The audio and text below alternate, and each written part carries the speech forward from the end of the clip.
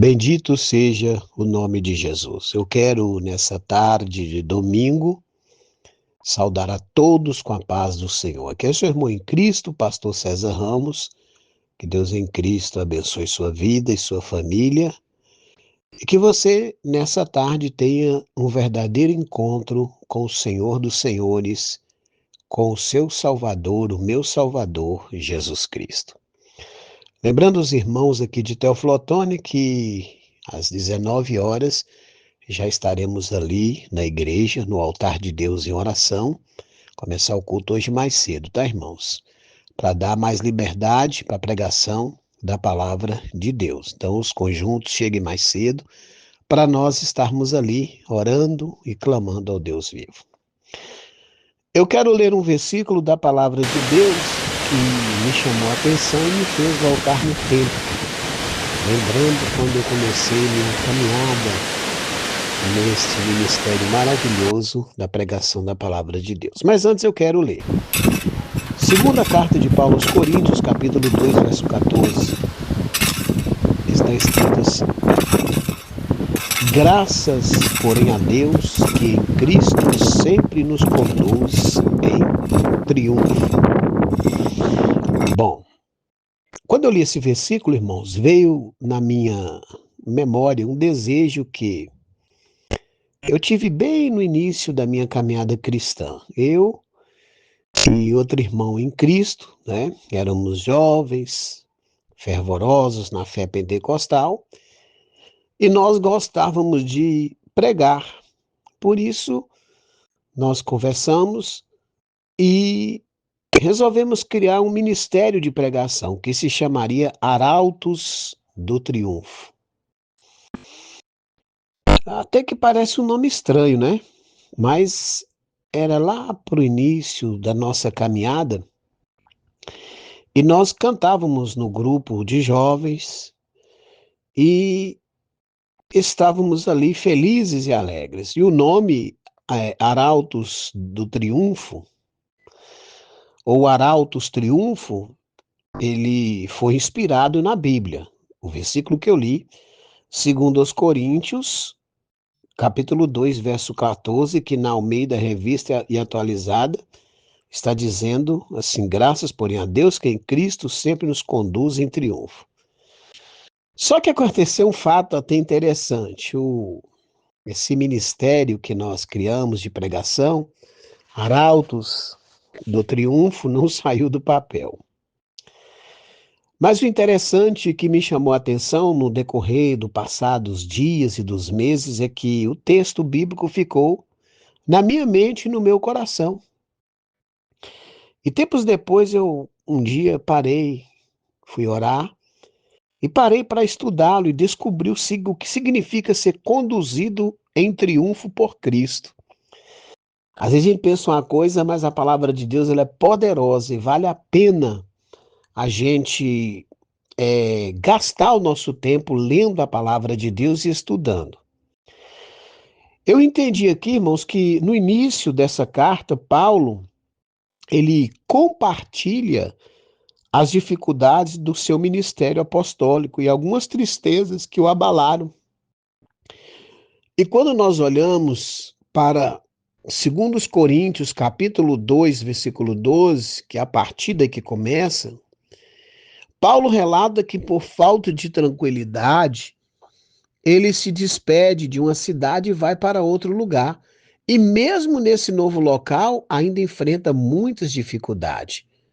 Capítulo 7, versículo de número 5, está lá em Coríntios. E aparentemente, olhando por esse ângulo, humanamente falando, parece derrota, não é verdade? Aliás, alguns dos coríntios lá, o pessoal lá da igreja de Coríntios, os irmãos, tinham essa imagem de Paulo, um derrotado. Está no capítulo 10, versículo 10 da segunda carta. Porém, quando nós olhamos com mais profundidade, sendo guiado pelo Espírito Santo, a despeito dessas situações desagradáveis, na verdade, irmãos, o apóstolo, ele rende graças a Deus por ser conduzido em vitória. Como assim? A noção de vitória é ser levado como escravo e mensageiro de Jesus. É assim que vai funcionar. Não é você na frente recebendo aplausos, né? Não. É Cristo na nossa frente e nós, como escravos de Cristo, levando a boa semente da palavra de Deus. Mas o que foi que inspirou Paulo para pensar dessa forma? Vou te explicar o que foi. Por isso que tem que estudar.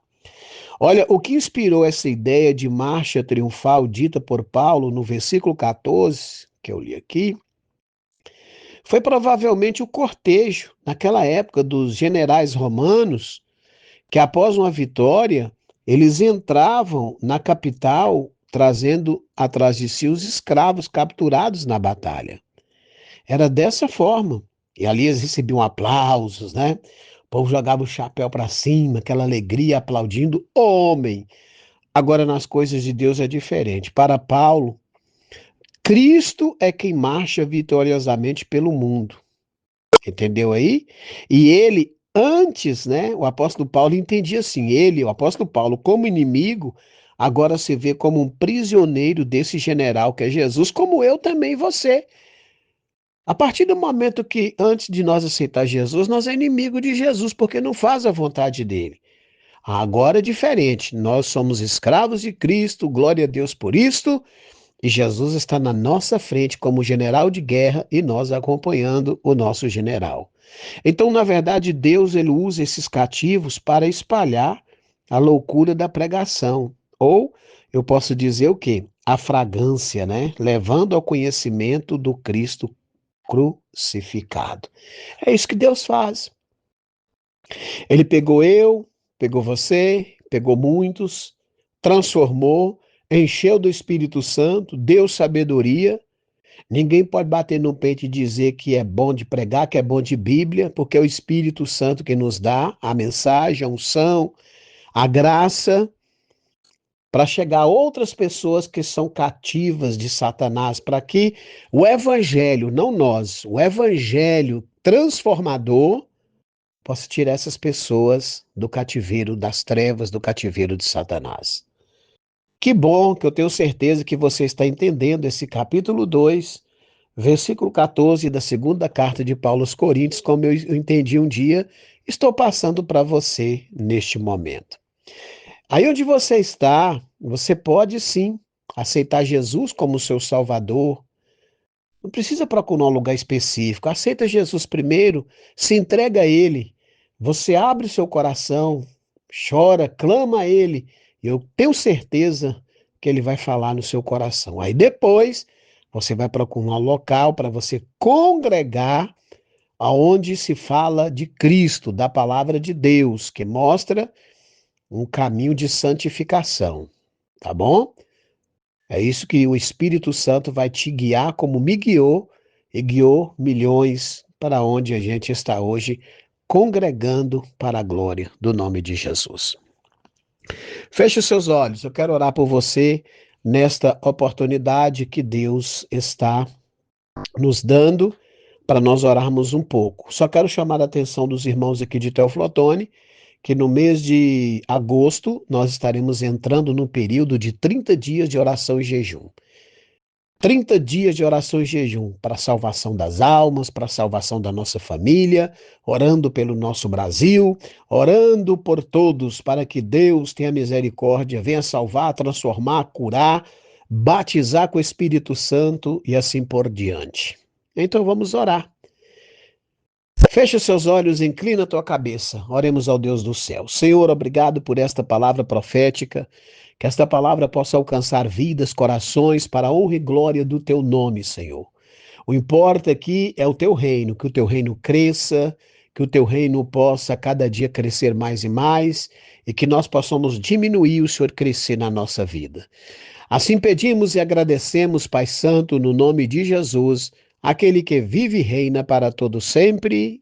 Amém. Deus abençoe sua vida, Deus abençoe sua família. Eu gosto muito de lembrar, Jesus garante a sua vitória, Jesus garante a sua libertação.